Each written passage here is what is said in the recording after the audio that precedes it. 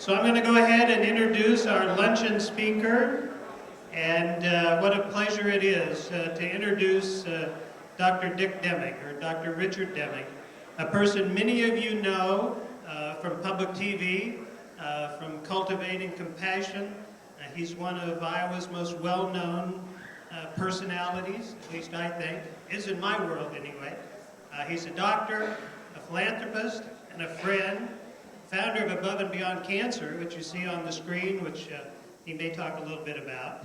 And it's a process that helps people through their cancer journeys by taking them outdoors. I'm proud to call him one of my best friends. I'm thankful he's my cancer doctor. And as Dr. Charlton informed us, our reality in Iowa is that our cancer rates are too real. It's a sobering discussion.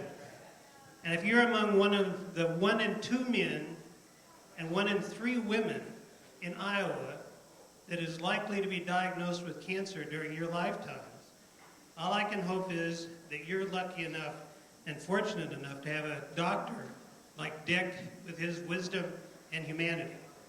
And so Dr. Deming brings an approach towards medicine, an integrated view of medicine. There's no one I respect more, and there's no one better equipped and able to talk to us about the role of nature in our health and our mental well-being. Dick, come on up. So, thank you. So I think every day deserves a little bit of poetry. So I'm going to do poetry as a blessing after lunch. So this is Wild Geese by Mary Oliver.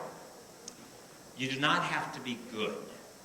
You do not have to walk on your knees for 100 miles through the desert repenting.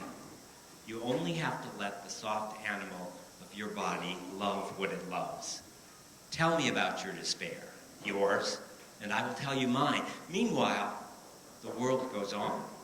Meanwhile, the sun and the clear pebbles of the rain are moving across the landscapes, over the prairies and the deep trees, the mountains and the rivers.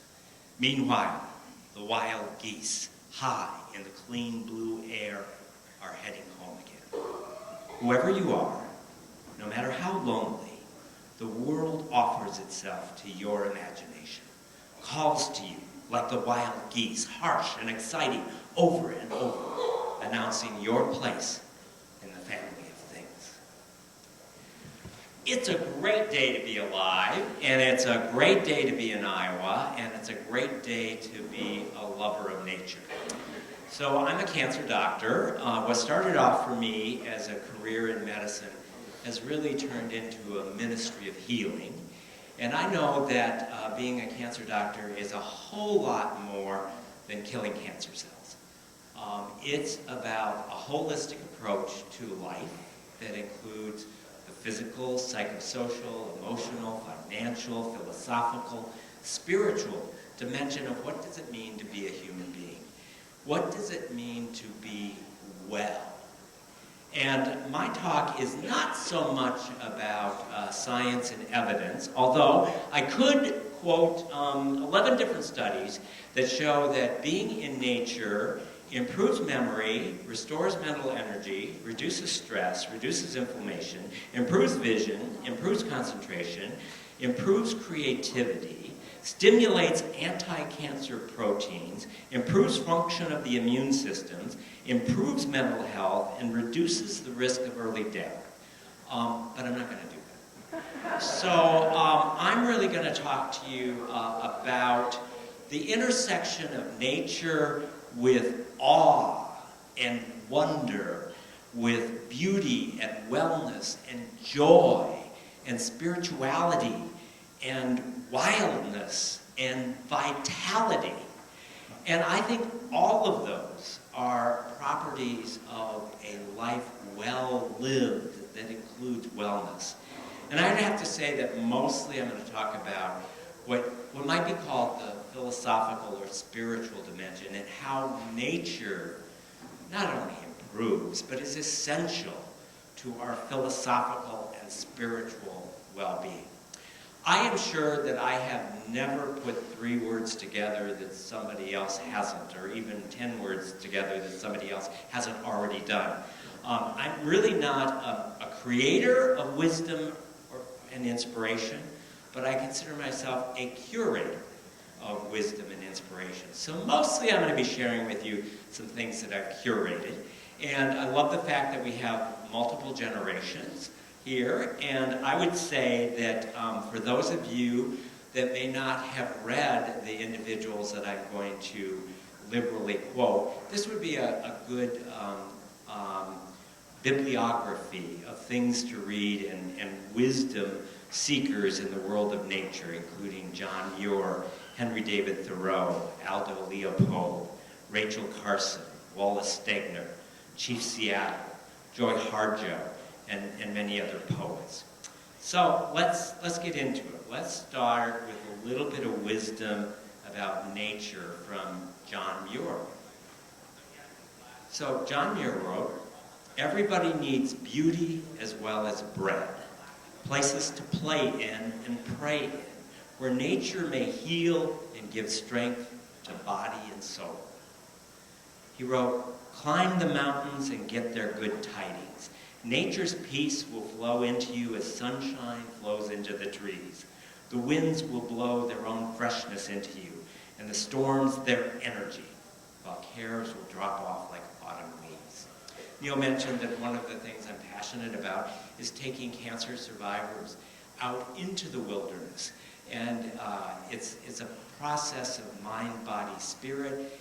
Yes, it's a process of physical activity, but I would tell you it's even more a process of spirit. Yes, we're going to get some physical exercise. Yes, it's going to stress our heart and lungs. Yes, it is going to make us stronger, but even more importantly, we will learn things about ourselves, and we will see perhaps God in different dimensions by being out in the wilderness.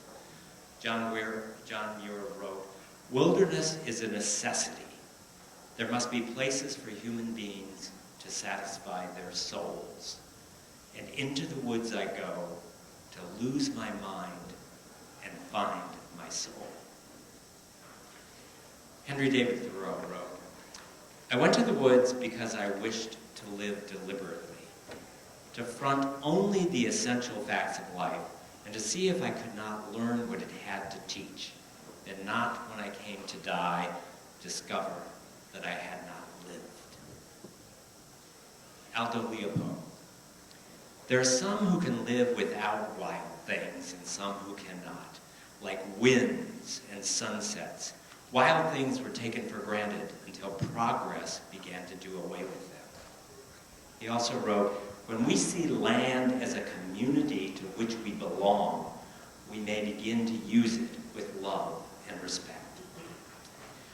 Rachel Carson, fabulous book, Silent Spring, beautiful passage that I want to share with you. She wrote really beautifully, not just about pesticides and birds dying, but about the deeper purpose and meaning of nature. She asked the question, what is the value of preserving and strengthening this sense of awe and wonder, this recognition of something beyond the boundaries of human existence?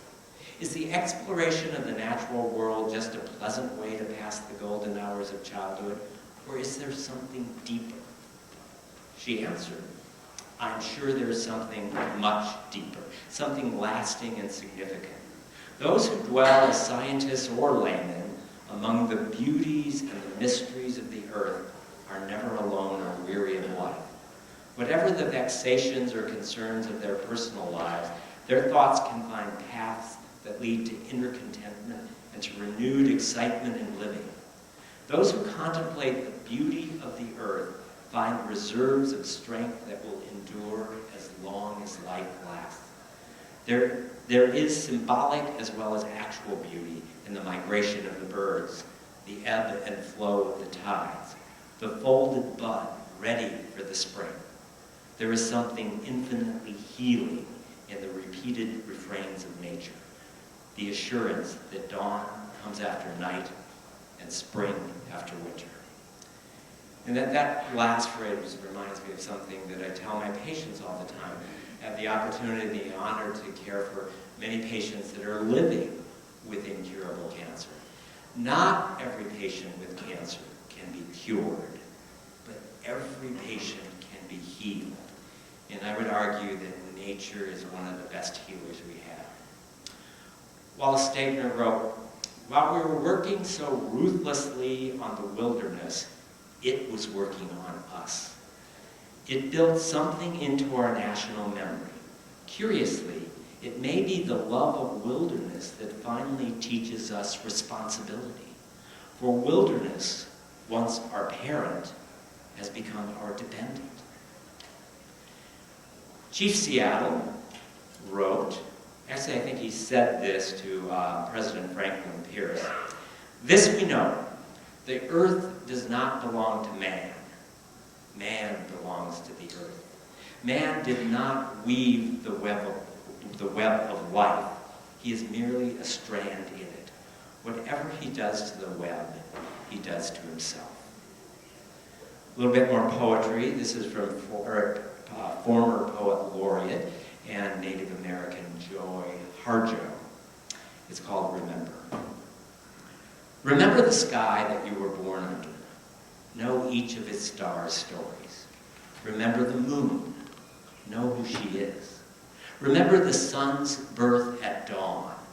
That is the strongest point of time. Remember sundown and the giving away to night. Remember your birth, how your mother struggled to give you form and breath. You are evidence of her life and her mother's and hers. Remember your father. He is your life also. Remember the earth whose skin you are. Red earth, black earth, yellow earth, white earth, brown earth. We are earth. Remember the plants, trees, animal life, who all have their tribes, their families, their histories too. Talk to them.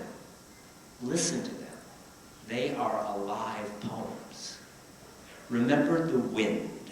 Remember her voice. She knows the origin of the universe. Remember you are all people, and all people are you. Remember you are this universe. This universe is you. Remember all is in motion, is growing, is you. Remember language comes from this. Remember the dance. Language is, that life is. Remember. And how about Kentucky farmer poet Wendell Berry? So this poem I first became acquainted with, well, maybe years ago, but it struck me again as we hunkered down with COVID. And I remember distinctly finding just great solace in just going on a hike by myself along the river and trying to do that every day. And this is Wendell Berry's poem, "The Peace of Wild Things." When despair for the world grows in me, and I wake in the night at the least sound, in fear of what my life and my children's lives might be, I go and lie down where the wood drake rests in his beauty on the water and the great heron feeds. I come into the peace of wild things who do not tax their lives with forethought of grief. I come into the presence of still water, and I feel above me the day-blind stars waiting with their light. For a time I rest in the grace of the world, and I am free. So back to Mary Oliver. Mary Oliver was not my patient, but she did have cancer twice, and she did write beautifully about her cancer. This isn't one of those poems, but she also wrote just very beautifully about the power of nature, especially in helping us find a connection to spirituality, whatever we think that is. This is from her poem called "At the River Clarion." I don't know who God is exactly, but I'll tell you this. I was sitting in the river named Clarion on a water-splashed stone, And all afternoon, I listened to the voices of the river talking. Whenever the water struck a stone, it had something to say.